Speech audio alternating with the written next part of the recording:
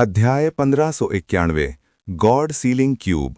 आर्यन बहुत जल्दी शांत हो गया और उसने मानसी को मनाया कि वो अब उस पर क्रोधित न हो।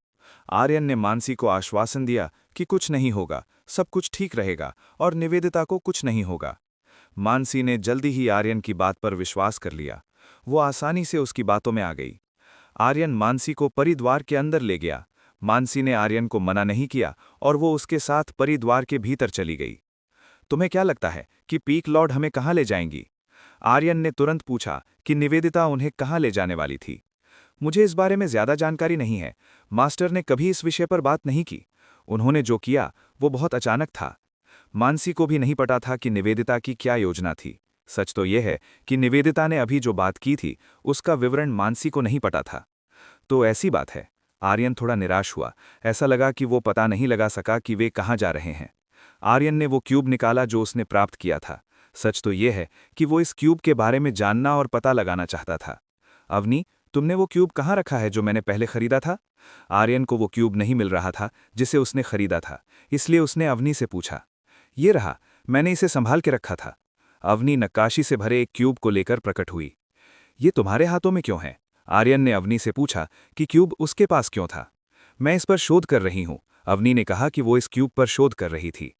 क्या तुम्हें कोई सुराग मिला? आर्यन ने अवनी से पूछा कि क्या उसे क्यूब से कोई संकेत मिला है। सच कहूं तो मुझे कुछ नहीं मिला। मैंने इस चीज को खोलने के कई तरीके आजमाए हैं। दुर्भाग्य से ये बहुत मजबूत है। अवनी ने कहा कि वो इस चीज को खोलने के लिए कुछ नहीं कर सकी, जबकि अवनी इसके भीतर कुछ अत्यंत शक्तिशाली महसूस कर सकती थी। यह एहसास गलत नहीं हो सकता था। आर्यन कुछ भी महसूस नहीं कर पा रहा था। सच तो यह है कि एक विशाल शक्ति आर्यन को इस क्यूब के अंदर देखने से रोक रही थी। क्या अश्विनी इस मामले में कुछ करने में सक्षम है? आर्यन जानना चाहता था कि क्या अश्विनी इसे खोल सकती है या उसे इसके बारे में पता है। मैंने इस बारे में कई बार चर्चा की है। सच कहूं तो उसे भी नहीं पता कि ये क्या है। बस वो इतना जानती है कि ये चीज़ एक ऐसी सामग्री से बनी है जो बहुत बहुत मजबूत है। यहाँ तक कि एक असली देवता के लिए भी इसे नष्ट करना मुश्किल होगा। अवनी ने सूचित किया कि उसने अश्विनी से इस बारे में बात की थी और परिणाम ये निकला कि अश्विनी को भी इस बारे में कुछ नहीं पता था। ये वास्तव में क्या है? आर्यन काफी उत्सुक था। उसे इस क्यूब के बारे में जानने की इच्छा थी। ये क्या है? मानसी ने आर्यन और अवनी से पूछा। उसने पूछा कि वे किस बारे में चर्चा कर रहे थे। ये एक क्यूब है जिसे हमने इत्तेफाक से खरीदा था। आर्यन ने कहा कि ये एक क्यूब है जिसे उसने तब खरीदा था जब वो व्हाइट रोज स्टार क्षेत्र में था। मानसी ने देखने की कोशिश की। उसने आर्यन के हाथ में मौजूद क्यूब को करीब से देखा। क्या तुम्हें कुछ पता है? आर्यन ने मानसी से पूछा। वो जानना चाहता था कि क्या मानसी इस बारे में कुछ जानती थी। ये गॉड सीलिंग क्यूब है, मानसी ने आर्यन को बताया। उसने कहा कि ये गॉड सीलिंग क्यूब है। God ceiling cube. आर्यन और अवनी दोनों ने वही दोहराया जो मानसी ने अभी कहा था। तुम्हें इस बारे में कैसे पता चला? अवनी ने सीधे मानसी से पूछा। वो जानना चाहती थी कि मानसी को इस तरह की बात कैसे पता चली। पृथ्वी पर मुझे ऐसी वस्तुओं के रिकॉर्ड मिले हैं जिनका आकार और चित्र इस क्यूब की नक्काशी से समान है। मानसी ने बताया कि उसे इस क्यूब का नाम कैसे पता चला। क्या तुम कुछ और जानती हो? आर्यन ने मानसी से पूछा। वो और अधिक जानना चाहता था। मानसी को इस बारे में काफी जानकारी लग रही थी, इसलिए मानसी निश्चित रूप से जानती होगी कि इसे कैसे खोलना है। गॉड सीलिंग क्यूब एक विशेष क्यूब है जो किसी ऐसी वस्तु या कलाकृति को सील करने के लिए बनाया जाता है जो बहुत खतरनाक और दुनिया के संतुलन को बिगाड़ सकती है। गॉड सीलिंग क्यूब को एक विशेष मंत्र के द्वारा बंद किया जाता है। इसे खोलने के लिए एक शब्द की आवश्यकता है। मानसी ने आर्यन को बताया कि उसके हाथ में मौजूद चीज को कैसे खोलना है। तो इसे खोलने का तरीका एक शब्द है, आर्यन ने मानसी से कहा। यही मैं जानती हूं। मानसी ने सिर हिलाया। उसने वो बताया जो उसे पता था। मुझे उम्मीद नहीं थी कि तुम्हें इस बारे में पता होगा। अवनी काफी हैरान थी। उसे उम्मीद नहीं थी कि मानसी इस मामले की जानकारी रखेगी। तब मुझे ये इत्तेफाक से पता चला था और मुझे ये भी उम्मीद नहीं थी कि एक दिन ये काम आएगा, मानसी ने अवनी से कहा। सच तो यह है कि मानसी को उम्मीद नहीं थी कि उस समय उसे जो नोट मिला था वो आर्यन के हाथ में मौजूद क्यूब से संबंधित होगा। पृथ्वी में वास्तव में बहुत सारी दिलचस्प चीजें हैं। ऐसा लगता है कि अभी भी कई चीजें हैं जिन्हें सुलझाया नहीं गया है। अवनी को लगा कि आधुनिक पृथ्वी बहुत अद्भुत है। ये ऐसी चीजों से भरी है जिन्हें सितारों या शक्तिशाली क्षेत्रों में आसानी से ढूंढना असंभव है। ठीक है, अब जबकि मुझे पता है कि इस चीज को कैसे खोलना है, तो मुझे बस उन शब्दों को ढूंढना है जो इसे खोल सकें, है ना? आर्यन को बस अपने हाथ में मौजूद चीज को खोलने के लिए शब्दों का उपयोग करने की आवश्यकता थी।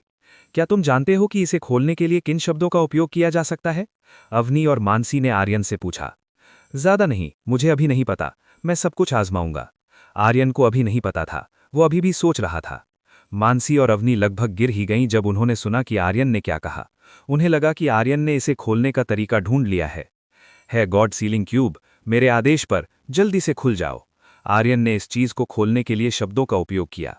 बहुत बुरा हुआ, कुछ नहीं हुआ। आर्यन के उन शब्दों को कहने के बाद कुछ भी नहीं बदला, नहीं कुछ हुआ। अवनी और मानसी असहाय महसूस कर रही थीं जब उन्होंने आर्यन के सुना कि आर्यन ने क्या कहा। आर्यन ने जो कहा उसका अंदाजा लगाना बहुत आसान था। अजीब है, ये खुल क्यों नहीं रहा? आर्यन ने अपने हाथ में मौजूद गॉड सीलिंग क्यूब को देखा, कुछ भी नहीं बदला। बेशक कोई बदलाव नहीं होगा, ऐसा कोई तरीका नहीं है कि ये काम करे। अवनी ने आर्यन को डांटा। उसने कहा कि आर्यन जो कर रहा था उससे गॉड सीलिंग क्यूब नहीं खुलेगा। ठीक है, फिर मैं अन्य शब्दों का उपयोग करूंगा।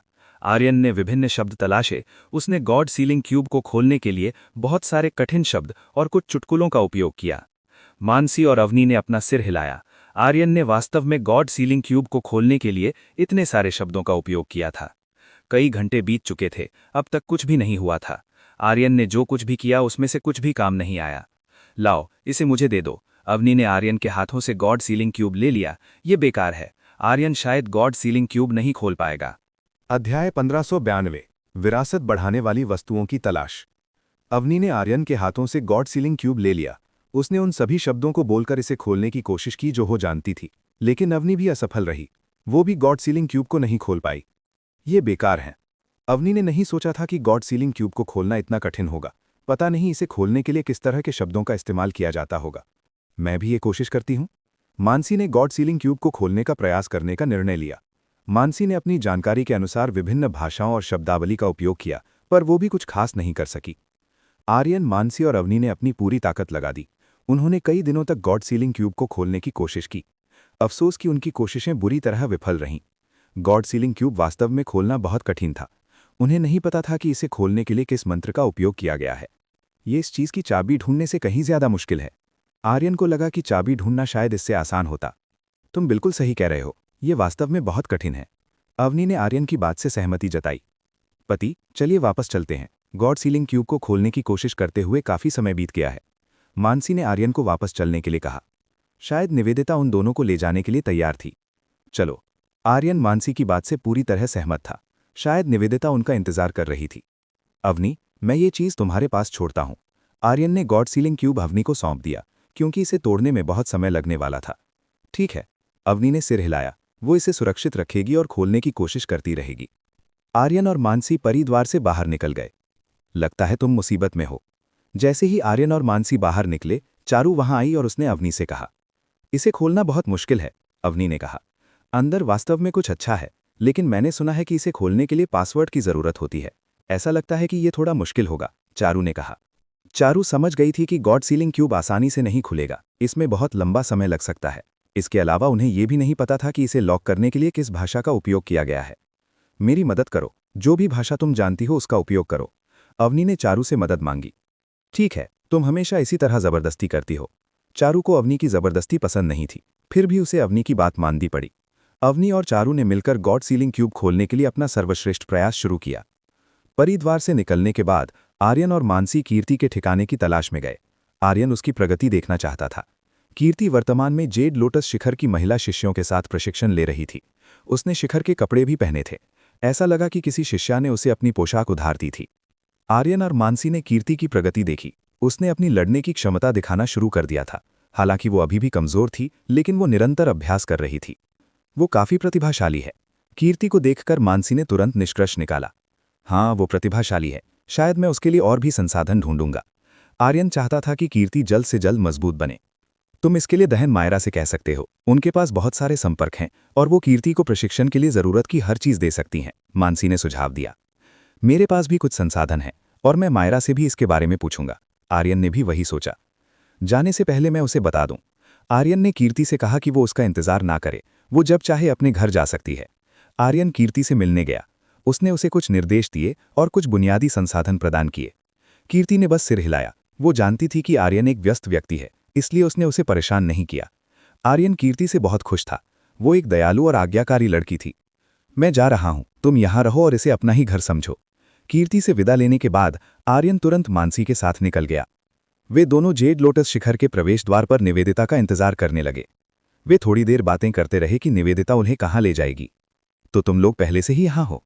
जब आर्यन और मानसी बातें कर रहे थे तभी निवेदिता उनके पास आई। नमस्ते पीक लॉर्ड। मानसी और आर्यन दोनों ने निवेदिता का अभिवादन किया। आज निवेदिता से एक गहरा आकर्षण झलक रहा था। वो पहले से अलग दिख रही थी। वर्तमान निवेदिता सामान्य से अधिक सुंदर और तरोताज़ा लग रही थी। मानसी ने यह बदलाव देखा और वो समझ गई थी कि ये आर्यन की यांग की प्राप्त करने का प्रभाव है। निवेदिता आर्यन और मानसी को ले गई। उसने तुरंत एक छोटा सा प्रोफाउंड आर्क निकाला जिसमें दर्जनों लोग आ सकते थे। आर्यन और मानसी निवेदिता के निजी विमान में सवार हो गए। विमान चलने के बाद आर्यन ने फिर पूछा, पीक लॉर्ड निवेदिता, हम कहाँ जा रहे हैं? हम एक छोटे सितारे पर जा रहे हैं। मैंने सुना है कि वहाँ एक ऐसी वस्तु है जो किसी की विरासत को पूरी तरह से जगा सकती है। निवेदिता ने आखिरकार गंतव्य के बारे में बताया। आपको उस चीज की जरूरत क्यों है? आर्यन ने उत्सुकता से पूछा। वो जानना चाहता था कि निवेदिता को विरासत जगाने वाली वस्तु से क्या चाहिए। अध्याय 1593 समुद्री डाकुओं का हमला। जब हमें वो मिल जाएगा तब तुम्हें पता चल जाएगा। निवेदिता ने कहा कि वस्तु मिलने पर आर्यन को सब पता चल जाएगा। आर्यन और भी अधिक जिज्ञासु दिखने लगा। वो जानना चाहता था कि निवेदिता क्या करना चाहती हैं। निवेदिता आर्यन के सामने और भी रहस्यमयी होती जा रही थी। मानसी भी ये अंदाजा लगाने की कोशिश कर रही थी कि निवेदिता क्या चाहती है। सच कहूं तो वो भी इस बात को लेकर उत्सुक थी कि निवेदिता क्या चाहती है। क्या वो इसे अपने लिए ढूंढ रही थी, आर्यन के लिए या मानसी के लिए? ये अनुमान लगाना बहुत कठिन था। प्रोफाउंड आर्क विमान जेड लोटस शिखर से दूर उड़ने लगा। ये अपने निर्धारित गंतव्य की ओर अविश्वसनीय गति से बढ़ा। चूंकि विमान बहुत छोटा था इसलिए ऊर्जा की खपत कम थी और इसे बहुत अधिक ईंधन की आवश्यकता नहीं थी। उस स्थान की यात्रा में कुछ दिन लगेंगे। निवेदिता ने बताया कि यात्रा में कुछ दिन का समय लगेगा। हम सीधे आयामी प्रवाह के माध्यम से क्यों नहीं जाते, वो तेज होगा। आर्यन ने निवेदिता से कहा। यदि निवेदिता आयामी प्रवाह से जाने का निर्णय लेती तो वे जल्दी पहुंच सकते थे। इतनी जल्दी करने की कोई जरूरत नहीं है। निवेदिता ने कहा कि उन्हें इतनी हड़बड़ी की आवश्यकता नहीं है। इत्तेफाक से निवेदिता अभी भी उस यांग की को साधने की कोशिश कर रही थी जो उसे आर्यन से मिली थी। इसलिए यात्रा का समय इसे ठीक से विकसित करने के लिए बिल्कुल उपयुक्त था। निवेदिता का अपना कारण भी था कि वो आयामी धाराओं का उपयोग नहीं करना चाहती थी। निवेदिता अपने कमरे में चली गई और साधना करने लगी। निवेदिता ने आर्यन और मानसी को पीछे छोड़ दिया। वो बहुत व्यस्त लग रही थी और उसे परेशान नहीं किया जा सकता था।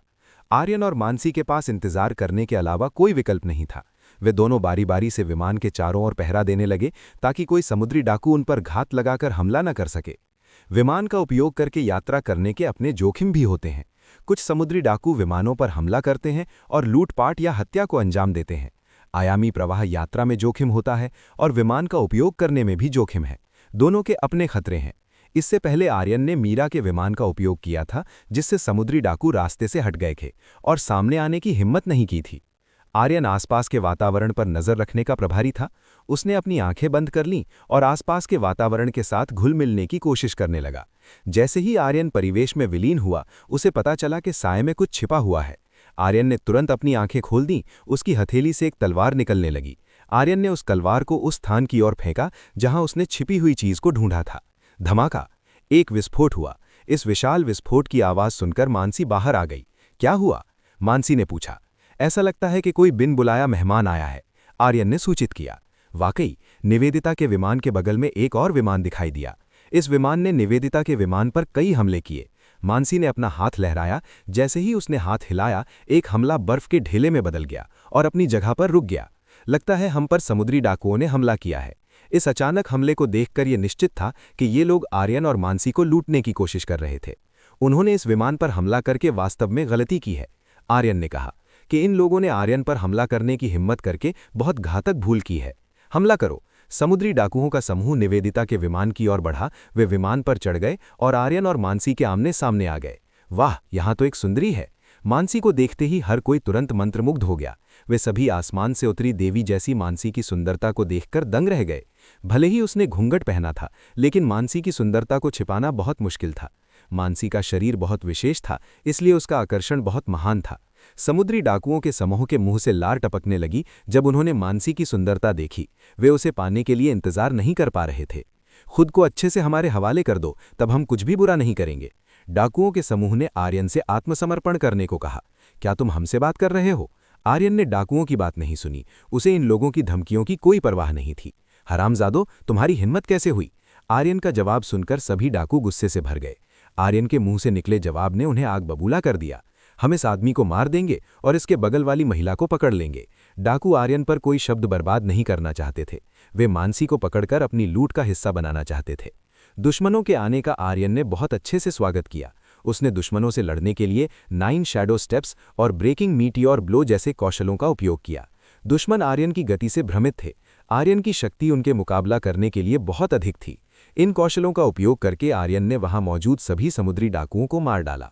दूसरी ओर मानसी को भी निशाना बनाया जा रहा था। उसकी असाधारण सुंदरता के कारण डाकू उसकी ओर लपके। वो मेरी है। सभी डाकू मानसी को पाने की कोशिश कर रहे थे। वे सभी भूखे भेड़ियों की तरह दिख रहे थे जो किसी बहुत स्वादिष्ट शिकार को ढूंढ रहे हों। मानसी टस से मस नहीं हुई। ना तो वो बचने की कोशिश कर रही थी, न ही कोई प्रतिरोध करती दिखाई दी। जैसे ही डाकू मानसी के करीब आने वाले थे, उनकी आंखें अचानक सफेद हो गईं।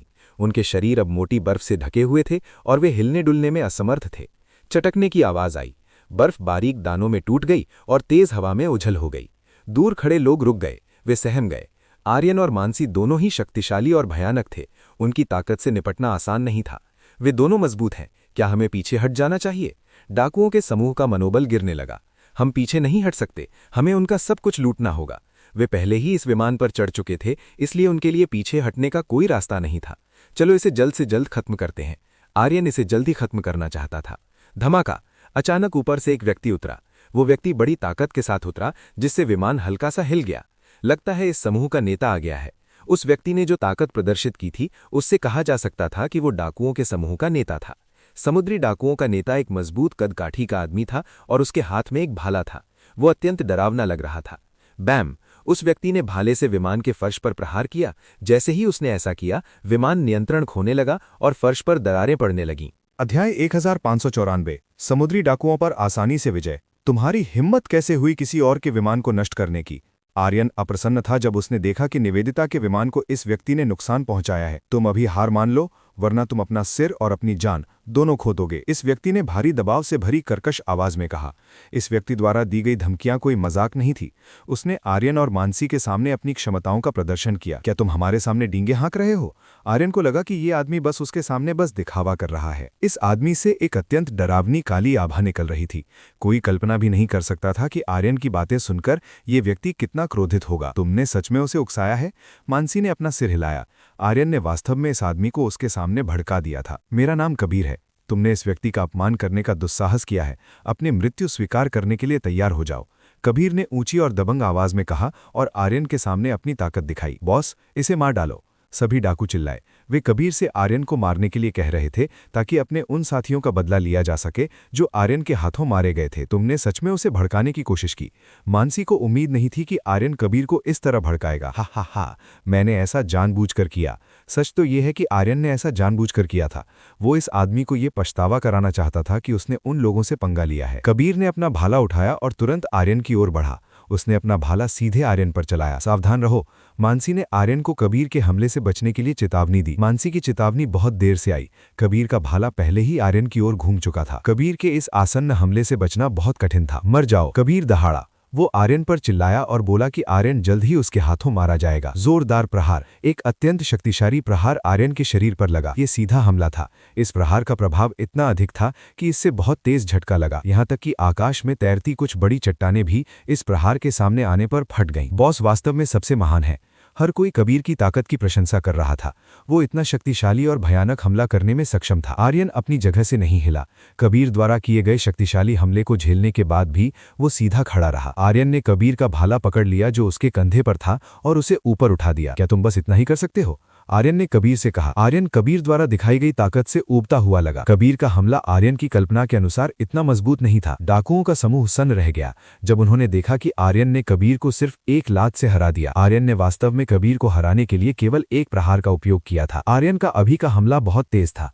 उसने कबीर पर हमला करते समय खुद को नहीं रोका, बल्कि वो इसे जल्द से जल्द खत्म करना चाहता था। आर्यन को वो पसंद नहीं आया जो कबीर ने किया था। उसने निवेदिता के विमान को नुकसान पहुंचाया था, इसलिए आर्यन उसे माफ नहीं करेगा। अब चलो बाकी बचे हुए कष्टदायक लोगों को साफ करते हैं। आर्यन को इंतजार नहीं था। रुकिए, कृपया हमें क्षमा करें। ये लोग आर्यन से दया की भीख मांगने लगे। वे जानते थे कि उन्होंने आर्यन से पंगा लेकर गलती की है। हा, क्या तुम्हें लगता है कि मैं तुम्हें इतनी आसानी से जाने दूंगा?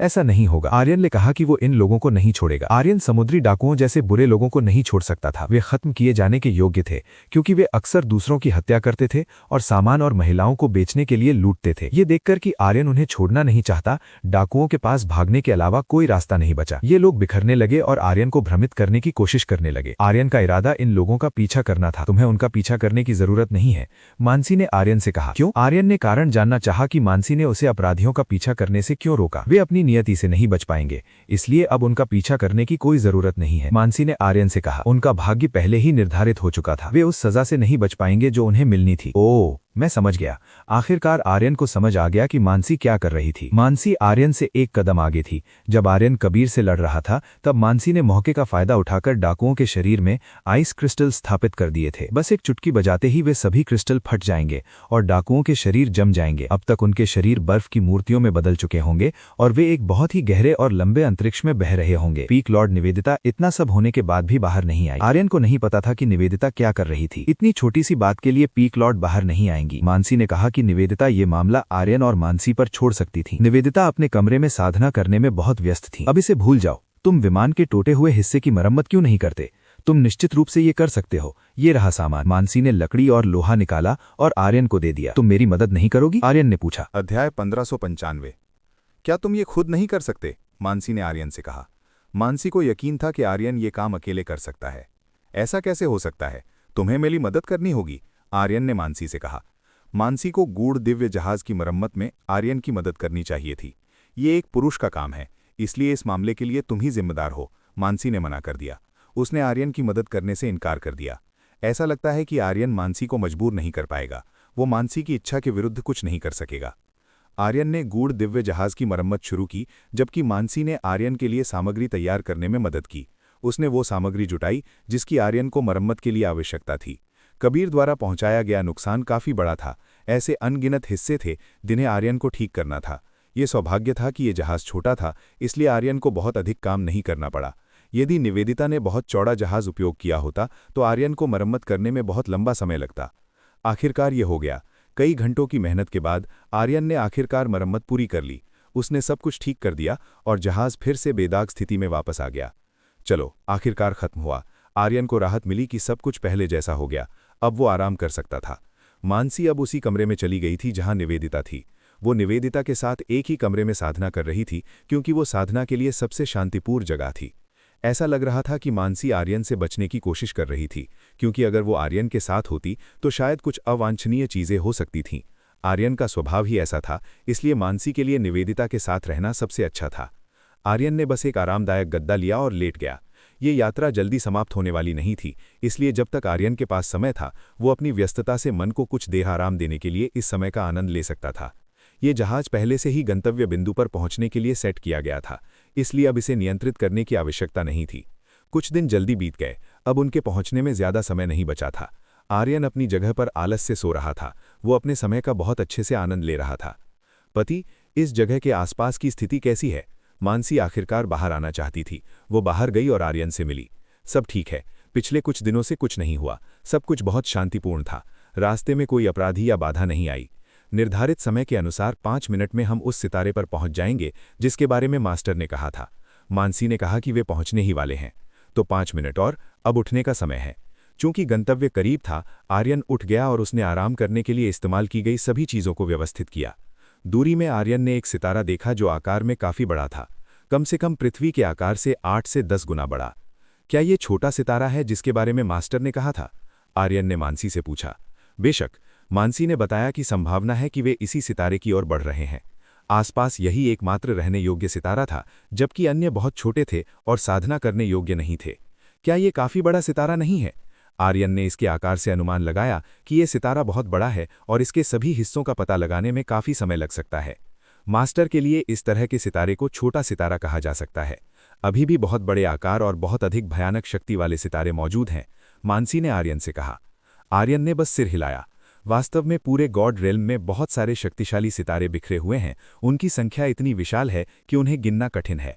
तो हम यहाँ हैं। निवेदिता आखिरकार बाहर आ गई। निवेदिता की आभा और भी तीव्र हो रही थी। वो पहले से भी अधिक आकर्षक लग रही थी, जिसे पुरुषों के लिए रोकना कठिन था। पीक लॉर्ड, वो वस्तु कहाँ है जो विरासत को जगा सकती है? आर्यन ने सटीक स्थान पूछा। मुझे भी नहीं पता, मुझे ये केवल अफवाहों से पता चला है। हमें इसे खुद पता लगाना होगा, निवेदिता ने आर्यन से कहा। लगता है कि ये एक लंबी यात्रा होगी। आर्यन को लगा कि ये सफ़र बहुत लंबा होने वाला है। हम उस वस्तु के स्थान की तलाश शुरू करेंगे, निवेदिता ने आदेश दिया और आर्यन और मानसी को उस वस्तु के ठिकाने का पता लगाने के लिए कहा। क्या हमें अलग हो जाना चाहिए? मानसी ने निवेदिता से पूछा। हम अलग हो जाएंगे और एक दूसरे से संपर्क बनाए रखेंगे। निवेदिता ने कहा कि उन्हें अलग होकर जानकारी जुटानी चाहिए। साथ चलना बहुत संदेहप्रद होगा, इसलिए उन्हें सुराग ढूंढने के लिए अलग होना पड़ा। ठीक है, आर्यन और मानसी दोनों ने सिर हिलाया। चलो, निवेदिता ने अपना गूढ़ दिव्य जहाज वापस रख लिया, जिसके बाद वो सबसे पहले आगे बढ़ी। आर्यन और मानसी ने अलग रास्ते लिए। आर्यन दाईं ओर गया और मानसी बाईं ओर गई। आर्यन उस सितारे में दाखिल हुआ। आर्यन को अभी तक इस सितारे का नाम नहीं पता था। निवेदिता ने उस जगह के बारे में स्पष्ट रूप से नहीं बताया था। ठीक है, जानकारी जुटाने का समय आ गया है। आर्यन ने अपने लिए आवश्यक जानकारी ढूंढनी शुरू की। उसने इस जगह की सबसे नज़दीकी बस्ती की तलाश की। आर्यन आखिरकार एक छोटे से शहर में पहुंचा, जो बहुत जीवंत लग रहा था। वो अंदर गया और शहर में मिल सकने वाली जानकारी की तलाश करने लगा। उसने शहर के व्यापारियों से पूछा, क्योंकि व्यापारी वे लोग होते हैं जो बहुत यात्रा करते हैं। क्षमा करें, मुझे इस बारे में कुछ नहीं पता, मैंने इसके बारे में कभी नहीं सुना। जब आर्यन ने उन वस्तुओं के बारे में पूछा जो विरासत को बढ़ा सकती हैं, तो सभी व्यापारी अनजान लगे। किसी को इस बारे में क्यों नहीं पता? आर्यन ने अपना सिर हिलाया। उसे वो जानकारी नहीं मिल रही थी जिसे निवेदिता ढूंढ रही थी। आर्यन ने हार नहीं मानी। उसे उपयोगी जानकारी ढूंढनी ही थी। उसने फिर से आसपास के लोगों से पूछा, यदि आपको वास्तव में जानकारी चाहिए तो बस इस शहर के गिल्ड एसोसिएशन में जाएं, थोड़े से शुल्क के बदले आप जानकारी प्राप्त कर सकते हैं। आखिरकार एक व्यक्ति ने आर्यन को रास्ता दिखाया। क्या ऐसी कोई जगह है? आर्यन को उम्मीद नहीं थी कि वहां गिल्ड एसोसिएशन होगा। यदि आर्यन को पता होता तो वो सीधे वहां चला जाता। आर्यन को गिल्ड एसोसिएशन का पता मिला और वो सीधे वहां चला गया। क्या ये वही जगह है? आर्यन ने एक गिल्ड एसोसिएशन देखा जो काफी बड़ा था। इमारत काफी विशाल थी। आर्यन सीधे अंदर गया। इत्तेफाक से जब आर्यन अंदर गया तो उसने देखा कि इस जगह पर बड़ी संख्या में लोग आए हुए थे। अध्याय 1596 विरासत जगाने वाला फल। आर्यन के अंदर जाने के बाद उसने देखा कि वहां कई लोग बैठे थे। ऐसा लग रहा था कि वे उन कामों का इंतजार कर रहे थे जो उनकी सेवाओं का उपयोग करने वाले लोगों द्वारा दिए जाएंगे। जब आर्यन आया तो स्वाभाविक रूप से बहुत से लोग उसकी ओर देख रहे थे। वे आर्यन को जिज्ञासु आंखों से देख रहे थे। आर्यन ने इन लोगों की अनदेखी की और गिल्ड रिसेप्शनिस्ट की ओर बढ़ने लगा, जो काम और जानकारी की प्रभारी थी। युवा मास्टर, क्या हम आपकी कोई मदद कर सकते हैं? एक महिला रिसेप्शनिस्ट ने आर्यन का स्वागत किया और पूछा कि उसे इस जगह आने की क्या आवश्यकता है। एक ही समय में कई रिसेप्शनिस्टों ने आर्यन से बात की। आर्यन का आना स्वाभाविक रूप से इस जगह की रिसेप्शनिस्टों के लिए उत्साह का विषय बन गया था। वे आर्यन का ध्यान खींचने की पूरी कोशिश कर रही थीं। मुझे जानकारी चाहिए, आर्यन ने कहा कि उसे कुछ जानकारी की आवश्यकता है। कैसी जानकारी? रिसेप्शनिस्ट ने पूछा। ऐसा लग रहा था कि आर्यन को कुछ महत्वपूर्ण जानकारी चाहिए थी। मैं जानना चाहता हूं कि क्या यहाँ किसी ऐसी वस्तु के बारे में जानकारी है जो विरासत को जगा सके? आर्यन ने रिसेप्शनिस्ट से पूछा। बेशक इसके बारे में जानकारी है, लेकिन ये सिर्फ एक अफवाह है। अब तक इसकी स्पष्टता अज्ञात है। महिला रिसेप्शनिस्ट ने सूचित किया कि इस जानकारी की सच्चाई अभी पूरी तरह से ज्ञात नहीं है और ये खबर काफी भ्रमित करने वाली है। कोई बात नहीं, कृपया मुझे विवरण दे। आर्यन ने उसे विवरण देने का आदेश दिया।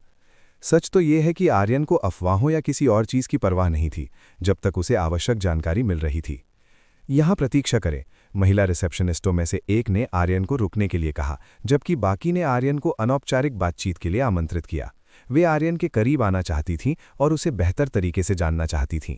आर्यन इन लोगों के लिए बहुत आकर्षक था। सच तो यह है कि महिला के रूप में वे आर्यन की सुंदरता को अनदेखा नहीं कर सकती थीं।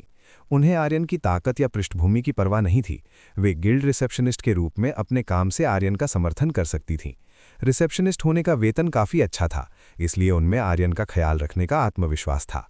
आर्यन काफी मिलनसार था। वह वहां मौजूद रिसेप्शनिस्टों के साथ काफी अच्छे से पेश आया। थोड़ी देर इंतजार करने के बाद आर्यन को आखिरकार वो जानकारी मिल गई जिसकी उसे जरूरत थी। रिसेप्शनिस्ट ने उसे एक कागज थमाया जिसमें उन अफवाहों के बारे में विभिन्न जानकारियां थीं जो आर्यन को चाहिए थीं। आर्यन ने उस कागज को देखना शुरू किया। उसने देखा कि उन स्थानों के बारे में बहुत सी जानकारी थी जहां किसी की विरासत को जगाने में सक्षम वस्तुओं के होने का संदेह था। इस कागज पर उस वस्तु का नाम लिखा था जिसे आर्यन ढूंढ रहा था।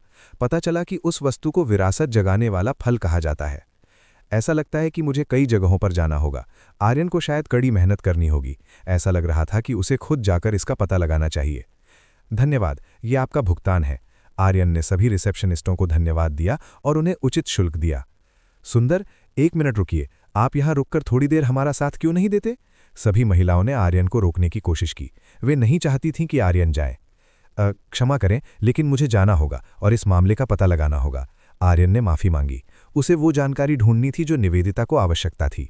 आर्यन निवेदिता को इंतजार नहीं करा सकता था, इसलिए उसके पास जल्दी जाकर विरासत जगाने वाले फल को खोजने के अलावा कोई विकल्प नहीं था। तभी आसपास से कुछ अप्रिय आभा निकलने लगी। ये आभा वहां मौजूद लोगों के शरीर से निकल रही थी। उन्हें ये पसंद नहीं आया जब आर्यन ने उनके सामने महिलाओं का ध्यान अपनी ओर खींचा। इस जगह पर ज्यादातर लोग कुंवारे पुरुष थे, इसलिए स्वाभाविक रूप से वे रिसेप्शनिस्टों को पसंद करते थे। दिखने में यहाँ की रिसेप्शनिस्टें काफी सुंदर थीं। उनमें ऐसा आकर्षण था जो विपरीत लिंग को आकर्षित कर सके। रिसेप्शनिस्ट होने का वेतन उन लोगों की संख्या से निर्धारित होता था जिनका वे मार्गदर्शन करती थीं। हरामजादो, जल्दी से इस जगह से बाहर निकलो, वरना तुम मारे जाओगे। उन लोगों में से एक ने आर्यन की ओर कुल्हाड़ी उठाई और उसे तुरंत बाहर जाने का आदेश दिया। मैं जा रहा हूं, इसलिए दोबारा ऐसा मत कहना। आर्यन ने कहा कि वो जल्द ही इस जगह से बाहर होगा। आर्यन के शब्दों ने स्थिति को और खराब कर दिया। लोग उसे और भी नापसंद करने लगे। इस तरह के शब्दों को बर्बाद करने की जरूरत नहीं है। इस तरह के आदमी पर शब्द फेंकना बेकार है। चूंकि आर्यन उनसे पंगा लेने की कोशिश कर रहा था, वे उन्हें दिखाएंगे कि वे कौन हैं। साहसी लोगों ने हथियार उठा लिए। वे आर्यन पर हमला करने और उससे लड़ने के लिए तैयार हो गए। आर्यन ने उन लोगों की अनदेखी करना शुरू कर दिया जिन्होंने उसे उकसाने की कोशिश की थी। वो बाहर की ओर चलने लगा। जैसे ही आर्यन ने कदम आगे बढ़ाया, सभी ने उस पर हमला कर दिया। उनका लक्ष्य आर्यन को पीटना था। आप सभी इसे जल्दी रोकें। रिसेप्शनिस्ट ने दंगे को रोकने की कोशिश की जो वहां हो रहा था। अगर ये दंगा जल्दी नहीं रुका तो इस जगह को बहुत नुकसान होगा। आर्यन चलता रहा। उसका इन लोगों से उलझने का कोई इरादा नहीं था। सच कहूं तो आर्यन के पास बिना किसी स्पष्ट कारण के उकसाए गए लोगों से निपटने का समय नहीं था। God domination pressure. आर्यन ने अपनी ईश्वरीय शक्ति के दबाव का उपयोग किया। एक बहुत ही मजबूत दबाव फैल गया और उन सभी को घेर लिया जिन्होंने आर्यन पर हमला करने की कोशिश की थी। लगभग हर कोई जो आर्यन पर हमला कर रहा था तुरंत बेहोश हो गया। आर्यन की ताकत जितनी अधिक होगी वह उतना ही मजबूत दबाव छोड़ सकता है। परिणाम स्वरूप हर कोई फर्श पर बेहोश गिर पड़ा। रिसेप्शनिस्ट और जो लोग अभी भी बैठे थे वे अपनी आंखों के सामने घटते दृश्य को देखकर दंग रह गए। उनकी आंखें फटी की फटी रह गईं। उन्होंने अभी कुछ ऐसा देखा था जिसकी वे कल्पना भी नहीं कर सकते थे। जो ताकतवर लोग आर्यन पर हमला करने की कोशिश कर रहे थे वे बिना किसी स्पष्ट कारण के नीचे गिर पड़े थे। Tap tap tap tap. Aryan बाहर निकल गया और जो कुछ हुआ उसे अनदेखा कर दिया। कितना कष्टदायक समूह था। आर्यन का सामना ऐसे लोगों से हुआ जो बिना बात के परेशानी पैदा कर रहे थे। आर्यन ने अपना समय बचाया। उन लोगों के साथ लड़ना अच्छा नहीं होता और ये केवल समय की बर्बादी थी। अवनी, ऐसा लगता है कि मुझे विरासत जगाने वाले फल का पता लगाने के लिए तुम्हारी मदद की जरूरत है। आर्यन को अवनी से मदद चाहिए थी क्योंकि अवनी में उच्च मूल्य वाली वस्तुओं को खोजने की क्षमता थी। मैं निश्चित रूप से आपकी मदद करूंगी। मैं अपने मास्टर को मुसीबत में कैसे छोड़ सकती हूं? अवनी आर्यन की मदद करके खुश थी। अवनी आर्यन को कागज पर लिखे विभिन्न स्थानों पर अकेले भटकते हुए नहीं देख सकती थी। आर्यन और अवनी निकल पड़े। पहली जगह जहां वे गए वे थी 100 गुफाओं वाला नीला पर्वत। जैसा कि नाम से पता चलता है, इस जगह में बहुत सी गुफाएं थीं जिनकी कुल संख्या 100 तक पहुंचती थी। अध्याय 1597। जंगल के बीच में ताकतवर लोगों की भीड़। क्या तुम्हें इस जगह कुछ मिला? आर्यन ने अवनी से पूछा। अवनी का जवाब ये तय करेगा कि आर्यन आगे बढ़ेगा या नहीं। मुझे इस जगह के आसपास कुछ खास नहीं मिला। बेहतर होगा कि तुम आगे बढ़ो और करीब से देखो, अवनी ने आदेश दिया। अवनी को अभी भी इस जगह से कुछ भी विशेष महसूस नहीं हो रहा था। ठीक है, आर्यन आगे बढ़ा। वो सीधे गुफा के अंदर गया और पूरी गति से आगे बढ़ने लगा। गुफा के अंदर बहुत सारे राक्षस थे। ऐसा लगता है कि ये राक्षस इस गुफा का उपयोग रहने के स्थान के रूप में करते हैं। आर्यन कई राक्षसों से मिला। उसने अपने आसपास के राक्षसों पर हमला किया। ये कहा जा सकता है कि आर्यन ने सभी राक्षसों को दूर भगा दिया। आर्यन आगे बढ़ता रहा। उसने इस पूरे स्थान का मानचित्रण कर लिया था और पता लगा रहा था कि क्या वो विरासत जगाने वाला फल प्राप्त कर सकता है। मैंने इस स्थान के आसपास की सभी जगह देख ली हैं। ऐसा लगता है कि यहाँ कुछ भी नहीं है। अवनी को कुछ भी विशेष महसूस नहीं हुआ। इस जगह में लगभग कुछ भी खास नहीं था। तो ये वो जगह नहीं है। आर्यन निराश था। दूसरा प्रयास विफल रहा। उसे इस स्थान पर विरासत जगाने वाला फल नहीं मिला। ठीक है, चूंकि ये यहाँ नहीं है तो चलो बाहर चलते हैं। चूंकि आर्यन जो ढूंढ रहा था वो यहाँ नहीं था, इसलिए उसने ये जगह छोड़ने का फैसला किया। आर्यन दूसरी जगह गया जिसे अथाह शून्य झील कहा जाता है। जैसा कि नाम से पता चलता है, ये झील बहुत गहरी है और झील के तल तक पहुंचना बहुत कठिन है। क्या तुम्हें कुछ मिला? आर्यन ने अवनी से फिर पूछा। वो जानना चाहता था कि अवनी को क्या मिला।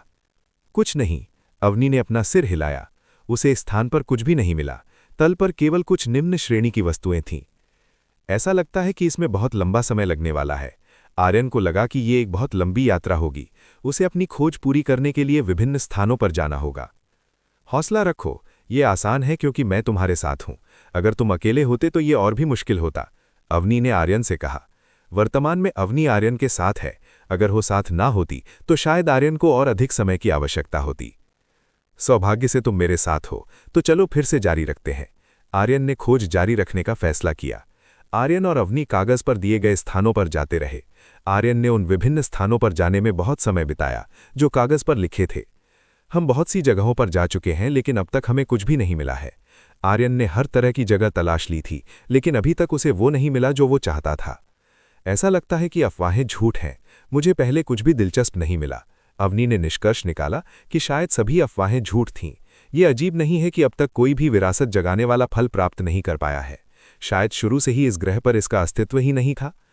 मुझे भी नहीं पता कि यह सिर्फ एक झूठ है या सच, लेकिन मैं निश्चित रूप से वापस नहीं जा सकता क्योंकि पीक लॉर्ड निवेदिता को इस पर विश्वास है। आर्यन ने कहा कि अगर वो खाली हाथ लौटा तो निवेदिता उसकी विफलता से खुश नहीं होगी। तुमने इस पूरे सितारे को घेरने की कोशिश की है। सबसे महत्वपूर्ण बात यह है कि तुमने संघर्ष किया है। अवनी ने आर्यन को इस सितारे के चक्कर लगाने के लिए कहा। ऐसा लगता है कि यही एकमात्र विकल्प बचा है। अवनी का सुझाव वास्तव में सबसे अच्छा था। वर्तमान स्थिति में आर्यन यही कर सकता था। आर्यन इस सितारे के चक्कर लगाने लगा। अगर मैं गलत नहीं हूं तो इस सितारे का नाम ग्रीन ड्वार्फ स्टार है। ये एक ऐसी जगह है जो अभी भी बहुत अच्छी तरह से संरक्षित है। इसका लगभग 75% क्षेत्र एक बहुत बड़ा जंगल है। आर्यन पूरी गति से उड़ा, जबकि अवनी अपनी शक्ति का उपयोग उन कीमती वस्तुओं को खोजने के लिए करती रही जो रास्ते में थीं। मास्टर, दानी और बहुत सारे लोग हैं। जंगल के बीच में इस तरह लोगों को इकट्ठा होते देखना काफी अजीब है। अवनी ने सूचित किया कि जंगल के बीच में बहुत सारे लोग जमा थे। कहाँ? आर्यन ने अपनी चेतना का उपयोग किया। उसे वास्तव में जंगल के बीच में कई लोगों की उपस्थिति का पता चला। वे इस जगह क्या कर रहे हैं? आर्यन जिज्ञासु हो गया। ये जानने के लिए कि क्या हो रहा है, आर्यन तुरंत गया और खुद देखा। जैसे ही आर्यन करीब पहुंचा, उसने देखा कि विभिन्न स्थानों के अनगिनत लोग वहां थे। वे सभी किसी चीज का इंतजार कर रहे थे। क्या वो शिन कबीले का युवा मास्टर नहीं है? आर्यन ने एक पुराने परिचित को देखा। उसने देखा कि बादल इस स्थान पर था। इस बार बादल काफी शक्ति वाले कई बुजुर्गों के साथ आया था। ये स्पष्ट था कि वो अपने कबीले के बड़ों के साथ था। अपने कबीले के संसाधनों से बादल ठीक हो गया और अपने पुराने घावों से उभर गया। शिन कबीले को दूसरी बार देखने के अलावा आर्यन ने हेवनली स्पीयर किंगडम के लोगों को भी देखा। वे भी अपने कुछ बेहतरीन जनरलों के साथ आए थे। वे इस जगह क्यों जमा हैं? कुछ तो हुआ होगा। आर्यन और भी जिज्ञासु हो गया। मास्टर, हमारे नीचे कुछ बहुत ताकतवर चीज है। मैं निश्चित रूप से नहीं कह सकती कि वो क्या है। शायद यही वो विरासत जगाने वाला फल है जिसे आप ढूंढ रहे हैं, अवनी ने आर्यन से कहा। उसने बताया कि विरासत जगाने वाला फल उनके नीचे हो सकता है। क्या ये सच है? आर्यन ये सुनकर प्रसन्न हुआ। अवनी ने जो कहा वो बहुत अच्छी खबर थी। हाँ, नीचे कुछ अच्छा है, अवनी ने आर्यन से कहा। उसे लगा कि यदि नीचे कुछ अच्छा है तो संभव है कि विरासत जगाने वाला फल वहीं हो। ठीक है, मैं मानसी और पीक लॉर्ड निवेदिता को बुलाता हूं। इस खबर को प्राप्त करने के बाद आर्यन ने तुरंत मानसी और निवेदिता को बुलाया। जब निवेदिता और मानसी ने यह सुना तो वे दोनों तुरंत आर्यन के पास पहुंच गईं। निवेदिता और मानसी की गति के साथ उन्हें आर्यन के पास पहुंचने में केवल एक क्षण लगा। आर्यन, तुम्हें क्या मिला? निवेदिता ने आर्यन से पूछा। उसे देखो, वहां बहुत सारे उच्च श्रेणी के लोग हैं। ऐसा लगता है कि ये लोग इस जगह कुछ ढूंढ रहे हैं, आर्यन ने निवेदिता से कहा। निवेदिता ने उस दिशा में देखा जहां भीड़ जमा थी। जो वो देख सकती थी उससे आर्यन की बात सच साबित हुई। वहां काफी उच्च साधना वाले लोगों की बड़ी संख्या जमा थी। वे क्या कर रहे हैं? मानसी ने अंदाजा लगाया कि ये लोग किसका इंतजार कर रहे हैं। वे निश्चित रूप से किसी बहुत महत्वपूर्ण चीज का इंतजार कर रहे हैं। आर्यन ने कहा कि ये लोग किसी चीज की प्रतीक्षा में हैं।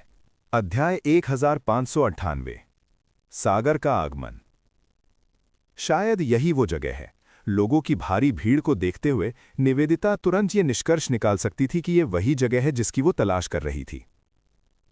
आर्यन, तुमने बहुत अच्छा काम किया। निवेदिता ने आर्यन की प्रशंसा की।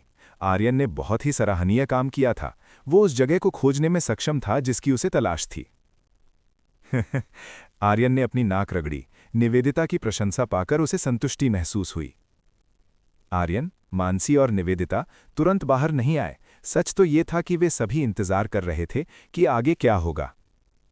आर्यन, मानसी और निवेदिता के लिए बहुत ज्यादा जल्दबाजी करना बेकार था, क्योंकि ऐसा लग रहा था कि लोग अभी नीचे जाने के लिए तैयार नहीं थे। धमाका, धमाका, धमाका। अचानक आसमान बहुत काला हो गया, अंधेरा छा गया और इस जगह के आसपास बारिश होने लगी। ये जो घटना हो रही थी वो बहुत अजीब थी। पता नहीं क्या हो रहा था और किसने ऐसा कुछ किया था। आर्यन ने अपना हाथ हिलाया। उसने मानसी और निवेदिता की रक्षा के लिए एक बर्फ की छतरी बनाई ताकि वे बारिश में भीगे नहीं। निवेदिता ने आसमान की ओर देखा, मानसी ने भी ऊपर देखा। उसने आसमान के ऊपर एक महान शक्ति महसूस की। मानसी और निवेदिता के अलावा कई शक्तिशाली लोगों ने आसमान की ओर देखा। वे सभी भारी बारिश से भरे काले आसमान को देख रहे थे।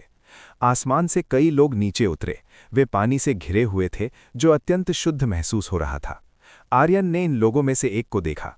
उसने उसे देखा जिससे वो काफी नफरत करता था। अभी अभी आए लोगों के ठिकाने का पता चलने पर हर कोई दंग रह गया। वे नए आए लोगों को देखकर हैरान रह गए। अमर अमोघ सागर क्षेत्र से सागर। आर्यन को अभी भी सागर की आकृति स्पष्ट रूप से याद थी। यही वो व्यक्ति था जिसने मीरा को दूर ले लिया था। इन लोगों के आगमन को देखकर हर कोई हैरान था। ये जानकर उन्हें काफी आश्चर्य हुआ कि अमर अमोघ सागर क्षेत्र इस कार्यक्रम में भाग लेने के लिए तैयार था। अमर अमोघ सागर क्षेत्र महान शक्तियों में से एक था। वे शायद ही कभी इस तरह के छोटे अभियानों में हिस्सा लेते थे। यदि वास्तव में वे सभी इस मामले में हस्तक्षेप कर रहे थे, तो ये निश्चित था कि यहाँ कोई बहुमूल्य वस्तु है जिसके पीछे अमर अमोघ सागर क्षेत्र पड़ा है। सभी ने अपने सिर झुका लिए। ये स्पष्ट था कि वे अमर अमोघ सागर क्षेत्र के लोगों के सामने बहुत ढीठ होने की हिम्मत नहीं कर सकते थे, क्योंकि उनका सामना करने पर वे मिटाए जा सकते थे। जब आर्यन सागर से मिला तो उसने घृणा की आभा दिखाई। सच तो यह था कि आर्यन सागर को सबसे कम पसंद करता था। मानसी ने तुरंत आर्यन का बदलाव देखा। सागर को देखकर आर्यन का मूड अच्छा नहीं लग रहा था। अगर मानसी को ठीक से याद हो तो आर्यन को सागर के साथ समस्या थी, इसलिए सागर का सामना करते समय आर्यन का इस तरह का व्यवहार करना अजीब नहीं था। शांत हो जाओ। मानसी ने आर्यन से कहा कि वो शांत रहे और वो कुछ भी लापरवाही न करे। आर्यन ने सिर हिलाया। वो शांत रहने और कुछ भी लापरवाह न करने की पूरी कोशिश करेगा। निवेदिता इस समय सागर और अमर अमोघ सागर क्षेत्र को देख रही थी। वो उन्हें सवालिया नजरों से देख रही थी।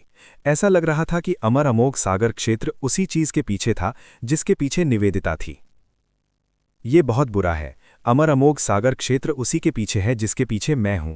निवेदिता ने महसूस किया कि यदि स्थिति बहुत गंभीर हुई तो उसके लिए अमर अमोघ सागर क्षेत्र का सामना करना कठिन हो सकता है।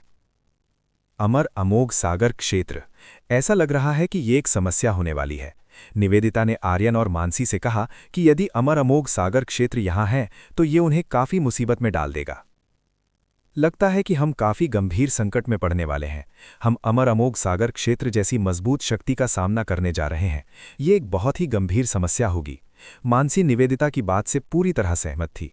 अमर अमोघ सागर क्षेत्र की ताकत को ध्यान में रखने योग्य थी। हमें केवल उनसे लड़ना होगा। उनसे लड़ने से डरने का कोई मतलब नहीं है।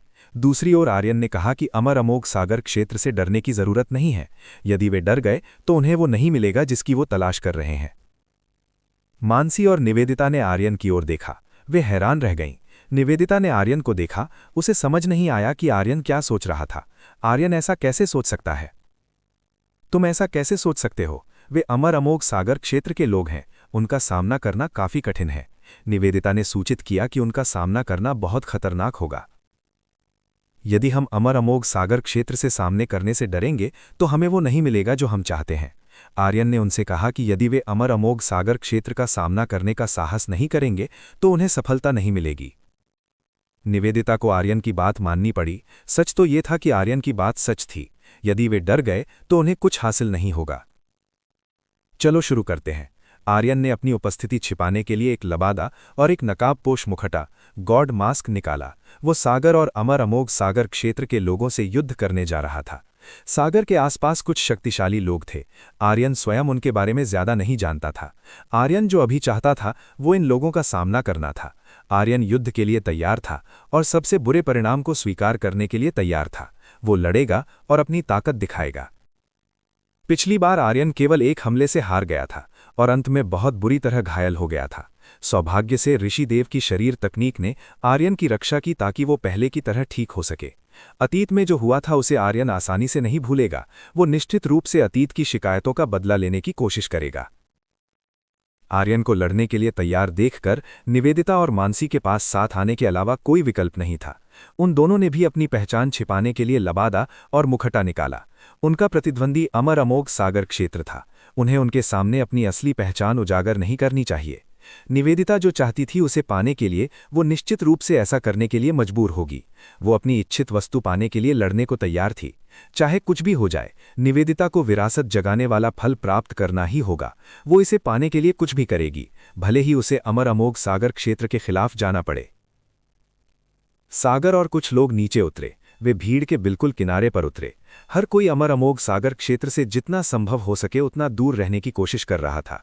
वे उनके बहुत करीब जाकर मुसीबत में नहीं पड़ना चाहते थे।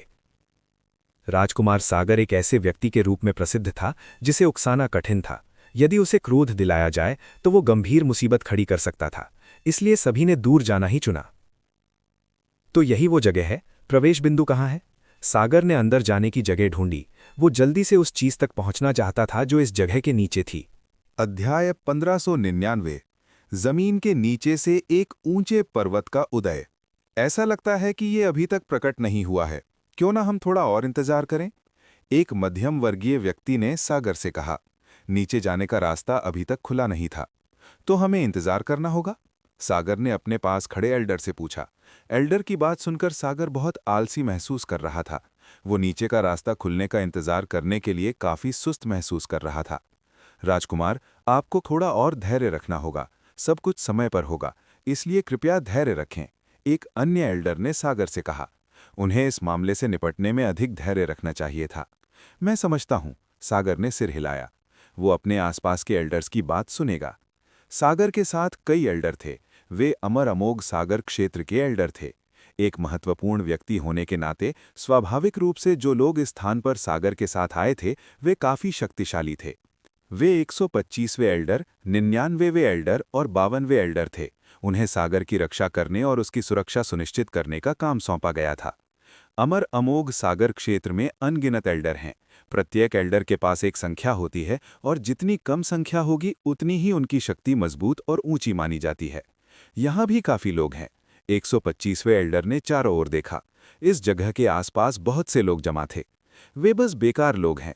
उनका उपयोग हमारे लिए रास्ता बनाने के लिए किया जा सकता है। 99वें एल्डर के पास एक विचार था कि हर किसी का उपयोग अपने लिए रास्ता साफ करने के लिए किया जाए। आप उनसे क्या उम्मीद कर सकते हैं? वे निश्चित रूप से हमारे किसी काम के नहीं होंगे। 52वें एल्डर ने कहा कि इन लोगों के उनके लिए किसी काम के होने की संभावना नहीं थी।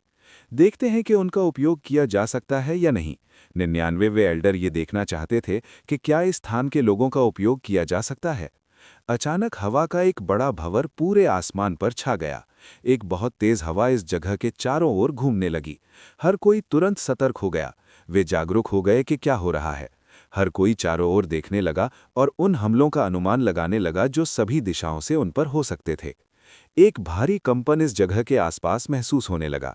यहाँ आए बड़े भूकंप के कारण हर कोई अपना संतुलन खोने लगा। भूकंप बड़ा होने के कारण सभी ने कूदने और आसमान में उड़ने का फैसला किया। उन सभी ने देखा कि जमीन के नीचे कुछ हिलना शुरू हो गया था। मिट्टी और चट्टानें पानी की बहुत तेज धारा की तरह ऊपर नीचे होने लगी। ये बहुत स्पष्ट था कि नीचे से कुछ सतह पर उभर रहा था। जो उभर रहा था वो एक बहुत बड़ी चट्टान थी। ये विशाल चट्टान एक बहुत बड़े और ऊंचे पर्वत जैसी दिख रही थी। सतह पर उगने वाला पर्वत ऊंचा और ऊंचा होता जा रहा था, जो सैकड़ों किलोमीटर की ऊंचाई तक पहुंच गया और इसके किनारों को नग्न आंखों से देखना बहुत कठिन था। इस पर्वत के चारों ओर एक बहुत शक्तिशाली और बहुत खतरनाक हवा की धारा थी। उड़कर ऊपर जाना बहुत कठिन होने वाला था। कुछ समय बाद पर्वत ने आखिरकार बढ़ना बंद कर दिया। अनुमान है कि पर्वत 150 मील से अधिक लंबा और आकार में बहुत विशाल था। हर कोई अपने सामने के पर्वत को देख रहा था। उन सभी को उम्मीद नहीं थी कि जिस खजाने को वे ढूंढ रहे थे वो खुद ब खुद ऊपर आ जाएगा। अब वे इस पर्वत पर चढ़ने की पूरी कोशिश करेंगे। जो वे चाहते थे वो इस पर्वत की चोटी के बिल्कुल ऊपर होना चाहिए। मैं ऊपर जा रहा हूं।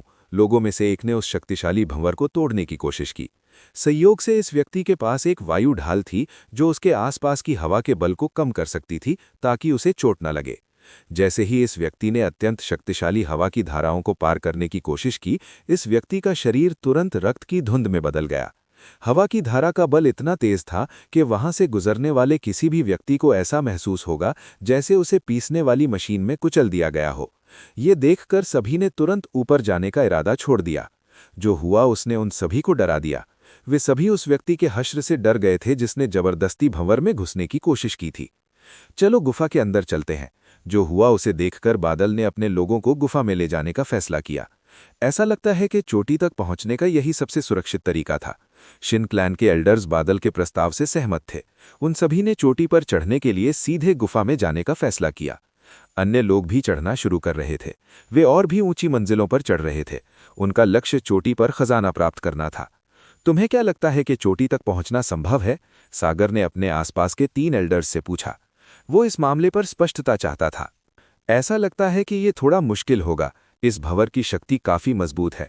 भले ही खुद सागर राजा होते फिर भी उन्हें परेशानी हो सकती थी। 52वें एल्डर ने पर्वत के चारों ओर के विशाल भंवर के बारे में अपनी राय दी। 99वें एल्डर और 125वें एल्डर सहमत थे। उन दोनों ने भी यही सोचा था। इस भंवर को भेदना अत्यंत कठिन होगा।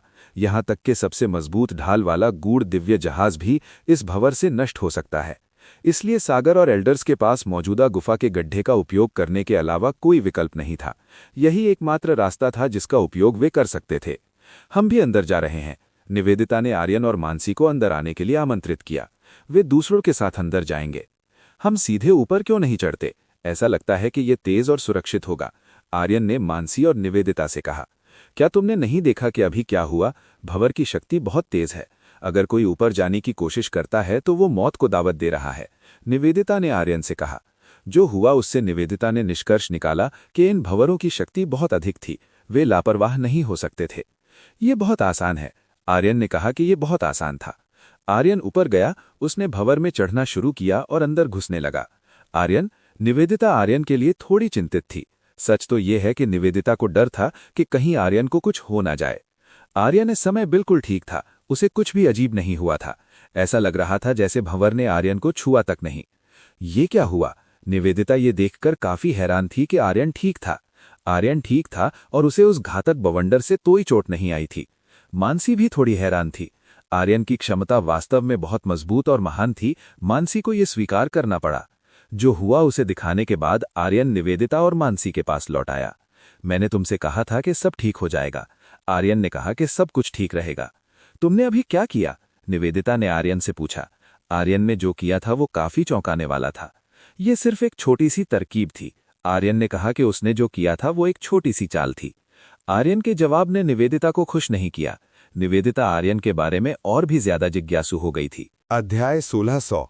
निवेदिता आगे बढ़ती है और अपनी शक्ति दिखाती है। चलो भी। आर्यन ने मानसी और निवेदिता को अपने साथ ले लिया। आर्यन ने एक ही समय में निवेदिता और मानसी की कमर में हाथ डालकर उन्हें पकड़ लिया। 1 मिनट रुको।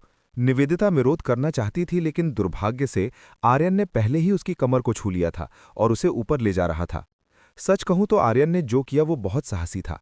निवेदिता को बहुत शर्मिंदगी महसूस हो रही थी। उसने वास्तव में आर्यन को खुद को गले लगाने दिया था। निवेदिता इसके बारे में सोच भी नहीं पा रही थी। दूसरी ओर मानसी बिल्कुल सामान्य दिख रही थी।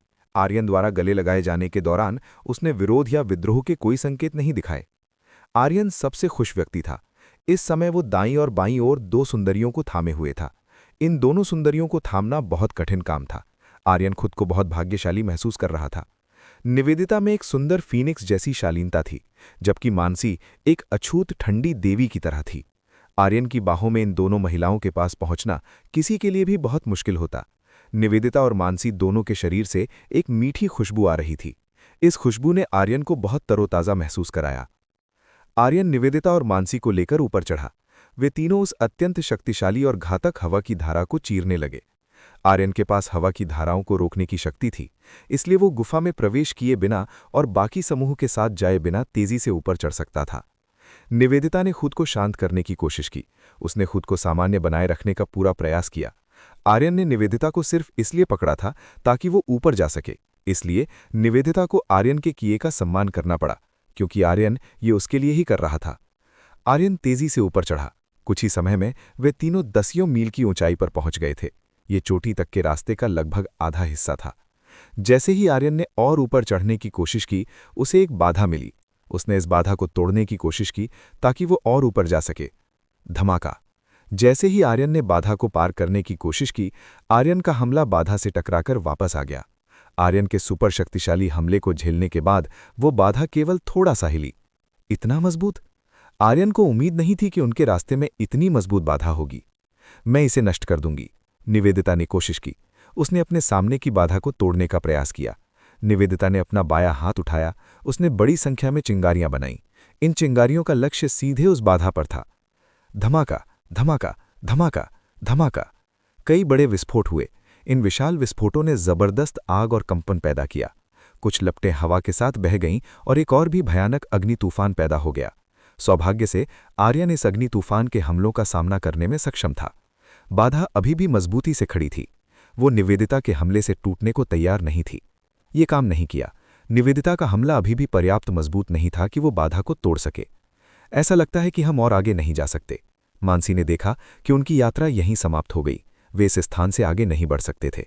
लगता है कि हम केवल अंदर से ही ऊपर जा सकते हैं। आर्यन ने निष्कर्ष निकाला कि उन्हें वर्तमान में पर्वत के अंदर से ऊपर चढ़ना चाहिए। निवेदिता और मानसी ने सिर हिलाया। शायद यही एकमात्र रास्ता था। आर्यन निवेदिता और मानसी को पहाड़ की ओर ले गया। उन्होंने पहाड़ के अंदर जाने के लिए एक छेद बनाया। आर्यन की शक्ति के साथ निवेदिता और मानसी की शक्ति मिलकर वे तीनों दीवार तोड़ने और अंदर प्रवेश करने में सक्षम थे। वे पहाड़ के अंदर गए और जमीन पर उतरे।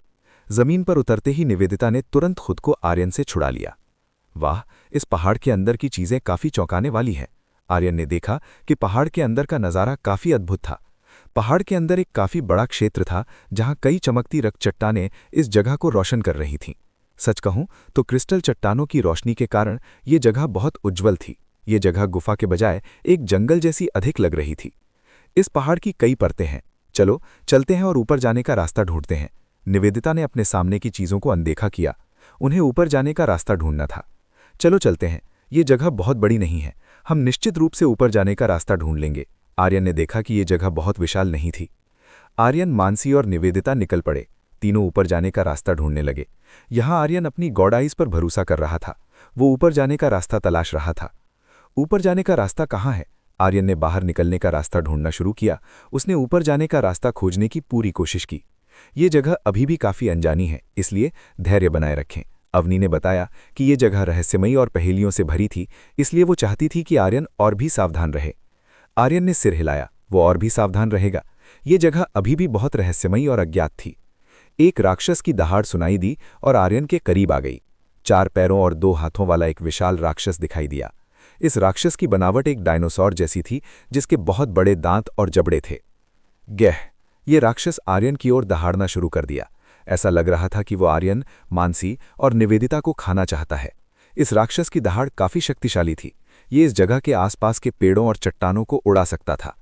ये बहुत शोर कर रहा है, आर्यन ने शिकायत की, क्योंकि उसके सामने वाले राक्षस ने काफी तेज आवाज की थी, जिसके कानों में दर्द हो रहा था।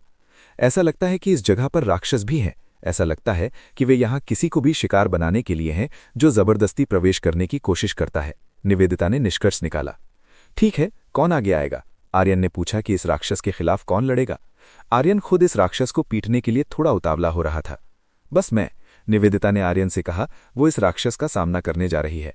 आर्यन को उम्मीद नहीं थी कि निवेदिता इस समस्या को सुलझाने के लिए कदम उठाएगी। ऐसा लग रहा था कि निवेदिता अपनी ताकत आजमाना चाहती थी। क्या इत्तेफाक है, मैं पीक लॉर्ड निवेदिता की ताकत देखना चाहता हूं। आर्यन को यह जानने का मौका मिला कि निवेदिता कितनी शक्तिशाली है। मास्टर बहुत शक्तिशाली हैं, तुम्हें उनकी क्षमताओं को ध्यान से देखना चाहिए। मानसी ने आर्यन से निवेदिता की शक्तियों को करीब से देखने के लिए कहा।